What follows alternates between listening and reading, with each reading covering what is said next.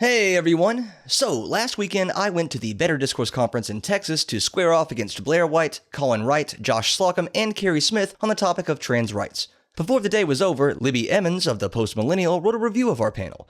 I encourage you to watch both the full panel and read her article, both of which are linked in the description, before coming to your own conclusions. But today, I decided to put what she wrote about what I said up on screen over top of what I actually said during the panel. Enjoy! I want to start off with the question that brought us on the stage today. The most basic question is, do you believe people can be born in the wrong body? And if so, or if not, what does that mean to you? What do you think that means to you when people say they're born in the wrong body? Do you want to start, Justin? So I would say it's a simplistic platitude to describe a pretty complex phenomenon. A good analogy would be like the Born This Way movement for gay liberation, right? Advocating for gay people, advocating for gay marriages. I was born this way, and that's not quite true, but it's like kind of the simplistic platitude that we had to adopt to sell it to the general public. I think the better question would be what would make this person the happiest? I don't believe in a soul or anything like that. So when someone says, I feel like I'm in the wrong body, I feel like the best way to approach that would be like the scientific approach is, what are the things that we can do to make you happier? And it seems like the evidence points to any sort of gender affirmative care from kids to adults seems to, at least for some people, the number is definitely not zero, and I would say it's probably the most effective treatment going forward, that it is good to affirm people's gender, makes them feel like who they are, and it's where we should be looking for as a society that values freedom, democracy, and personal liberty. What exactly do you mean by gender identity? Gender identity is just your gender that you feel deep within your heart. Now, here's how I can think. No, wait a minute, though. That's circular. I know, I'm about to help you explain it. So we're two gay men on stage. So our sexuality is rooted in biology, and it's probably rooted in this notion of sexual drive for the purposes of reproduction, right? So at some points in our development, probably prenatal, probably while we were in the womb, something got crossed, and we are not attracted to the opposite sex for the purposes of procreation. Contained within that is a recognition of your own sex for that same purpose of procreation, right? All right, I need to know that I'm a man in order to find a woman and then procreate with her. So the same thing for sexuality, where wires can get crossed in a certain way with gender identity. That sense of who you are does have kind of a biological basis. It does have a biological use, and human beings are complex, and I think it's good to celebrate that complexity rather than just denying the experiences of a apparently growing number of kids and adults. I think some people wonder if you can choose, if gender identity, your identity is something you feel in your heart. If you can choose that when it comes to your gender, why can't you choose that when it comes to your race? And I know sometimes people laugh at this question like it's silly, but Rachel Dolezal, there have been several Rachel Dolezals since she hit the news.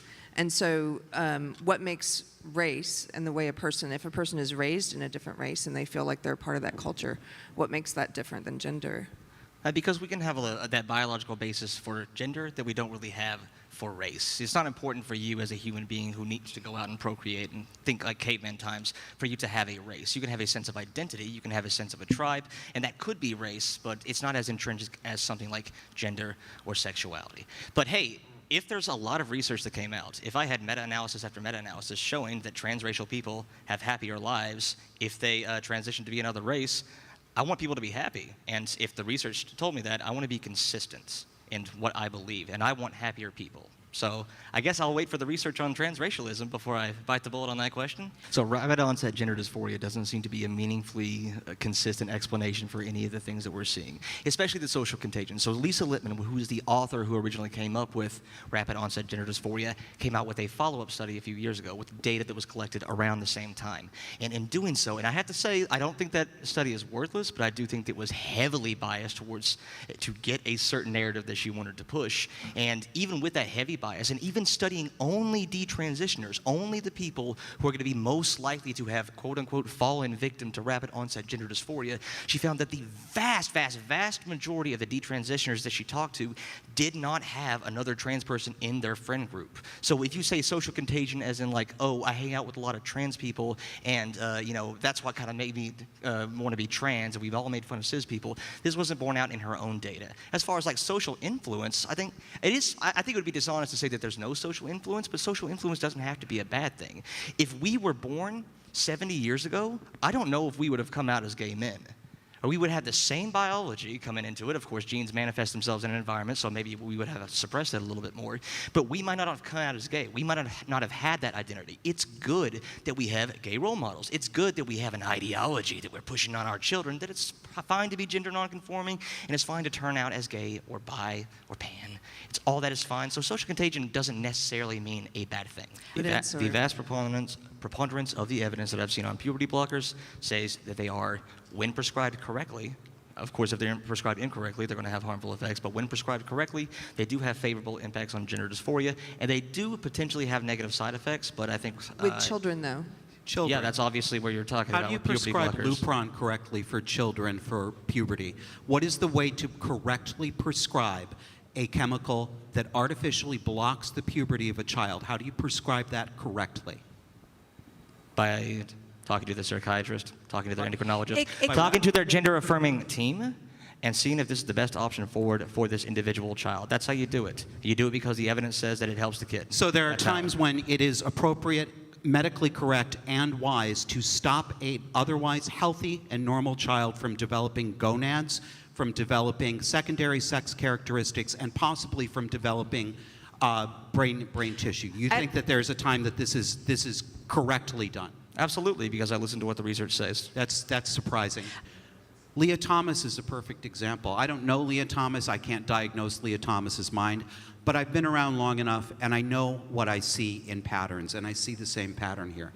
Leah Thomas is a man who thinks very highly of himself, who realized that if he called himself a woman, that nobody was going to be able to stop him at his height and his muscular build from doing what he did. And we are watching a lot of people who any honest person who is not afraid to tell the truth can look and say, this is a narcissistic liar taking advantage of gaps in our safeguarding, and we are acting like we can't see it, and we need to start talking about it. So you think it's more reasonable? Leah Thomas is better explains,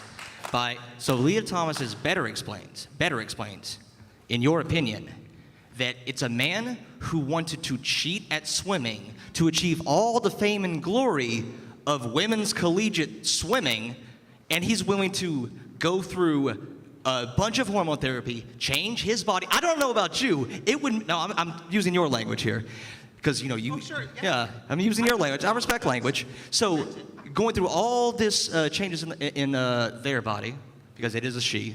Yep. Call Leah Thomas she, please. No. Yeah. So you will not. Okay, so you were lying when you said we all respect and we can all live with each other. But what I was saying, it's more likely that this person has just cheated to get all the glory of women's collegiate swimming than it was just a swimmer who actually was trans. That is what I'm saying. That's nonsense. So I can come in the middle of that, all right? So let's talk to me, since I can't answer for all the SJWs out there. Yeah, trans women are different than women, of course. Of course that is the case. That's why you're right, that's why you had to transition. But on the other side of that, I don't think it's fair to say that trans women are the same as males. All right? That's why I asked you, are trans women a representative sample of males? All right? You're not the same as cis women, and they're not the same as cis men either. All right? We can acknowledge that there are differences, and we can discuss the nuances rather than just simple platitudes like penis, vagina separate. All right? Maybe there's a little bit more to it than that.